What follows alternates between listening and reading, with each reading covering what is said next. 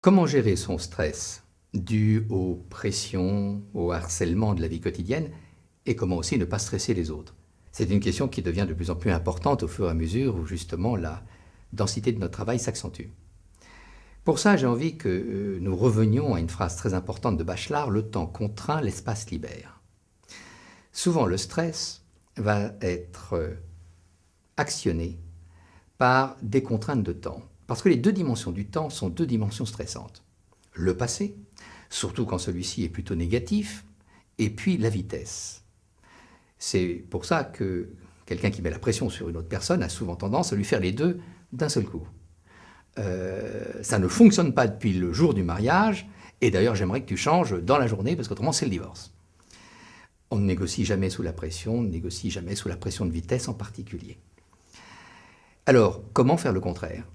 Eh bien, d'abord, nous pouvons nous inspirer d'un très bon exemple, qui est la Légion étrangère, qui arrive à booster l'énergie et l'engagement de ces hommes. Pourquoi ?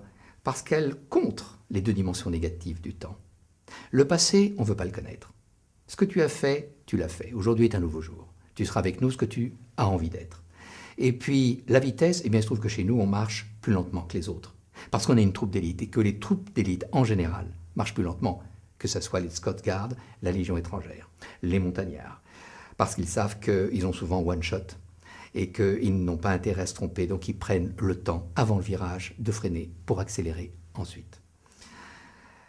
Comment essayer de résister au temps dans ces deux dimensions de contrainte? Eh bien, j'ai envie de vous proposer un outil magique qui est le recours au choix en permanence, parce que le choix, c'est une variante de l'espace, c'est l'espace de choix. Et plus nous ouvrirons sur l'espace de choix, plus nous pourrons habilement contrer le stress par la vitesse, qui est toujours ressentie comme une pression inutile. Prenons quelques exemples.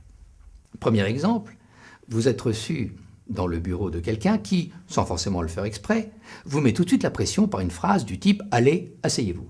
C'est-à-dire un double impératif, une double vitesse. Et en plus, le « aller » a quelque chose d'un peu bovin, c'est « aller les bœufs », qu'on fait souvent au début d'ailleurs, et à la fin d'un entretien.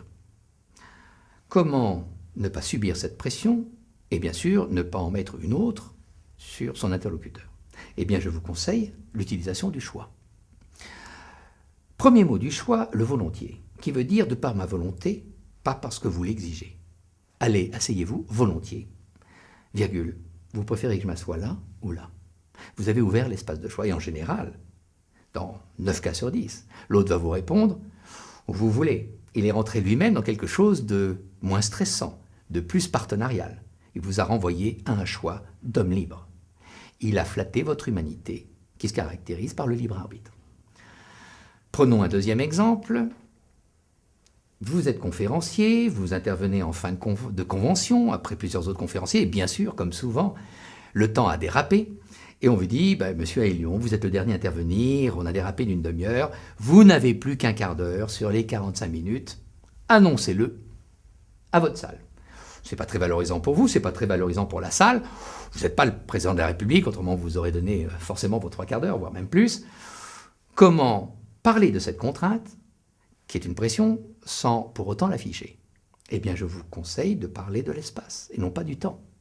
On ne dit pas, puisque nous n'avons que 15 minutes, et d'ailleurs c'est fascinant de voir que des gens qui n'ont que 15 minutes vont perdre du temps à rappeler régulièrement qu'ils n'ont pas le temps, puisqu'il ne nous reste plus que 3 minutes, puisque nous avons encore 1 minute, c'est fascinant, c'est assez dévalorisant.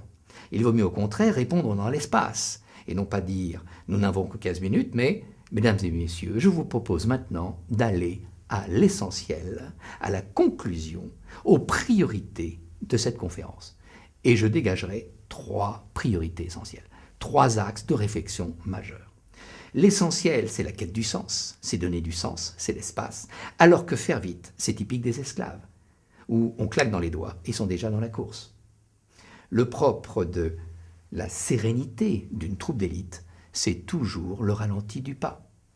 Prenons un troisième exemple, vous animez une réunion avec une quinzaine de participants, et puis tout d'un coup, un des participants vous prend à partie et vous fait une double pression. Je vous arrête tout de suite, monsieur Aelion. Répondez-moi d'abord à ce point sur lequel je ne suis pas du tout d'accord. Donc vous voyez, il vous rétrécit l'espace. Répondez-moi, sous-entendu, oubliez le reste de la salle. Et puis tout de suite, vous n'avez pas beaucoup de temps de réflexion. Et c'est fascinant, comme à ce moment-là, nous dérapons. Soit nous lui répondons maladroitement, trop vite, soit nous reportons à plus tard. Je vous conseille une solution intermédiaire, qui est l'ouverture de l'espace. Vous reculez dans la salle, vous regardez l'ensemble de la salle, et vous dites à l'ensemble des participants, que pensez-vous de cette remarque? Est-ce que vous êtes d'accord? Est-ce que vous pensez de façon identique avec tel participant? Alors, deux cas de figure. Soit vous vous dites que face à un contre-leader, il y a souvent un contre-contre-leader. Il y a le vizir is no good. Et souvent, quelqu'un dira non, pas tout à fait. Mais prenons le cas le pire. Vous constatez que tout le monde dit je suis d'accord avec mon collègue. Donc vous dites, j'aurais pas dû faire l'outil. Non, au contraire, mais continuez dans l'espace de choix. Ouvrez encore plus l'espace. À ce moment-là, qu'est-ce que vous faites? Eh bien, vous ouvrez en répondant à l'ensemble des participants et jamais aux participants qui vous a interpellé. Vous en faites une règle commune. Vous êtes dans l'animation d'une réunion collective. Vous pouvez même vous payer le luxe de tourner légèrement le dos à celui qui a initié cet incident et de parler en ouvrant votre gestuelle à l'ensemble de la salle. Vous avez là 3 cas qui montrent bien que la première façon de résister au stress dû au temps et en particulier à sa dimension de vitesse, c'est d'avoir toujours le réflexe, non pas de faire vite, mais d'ouvrir l'espace de choix.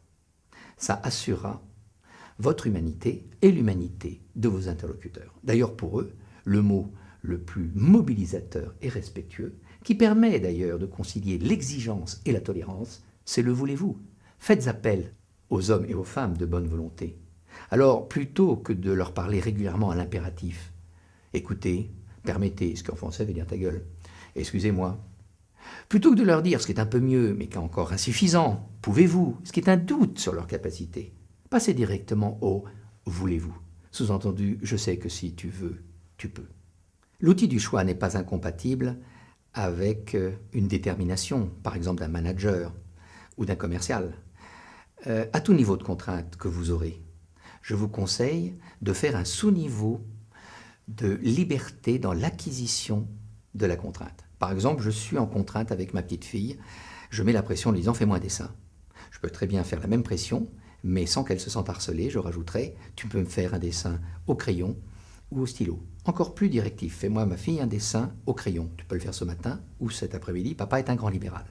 Autrement dit, avoir un niveau d'exigence élevé est compatible avec une stratégie non stressante, à condition de proposer toujours un espace de choix. Pour citer Mendes France, gouverner, c'est choisir. Se gouverner, c'est se mettre face à des choix. Gouverner les autres, c'est les mettre face à des choix, c'est-à-dire les rendre acteurs, quelqu'un qui a une marge de manœuvre. Merci de votre attention et je vous dis à bientôt.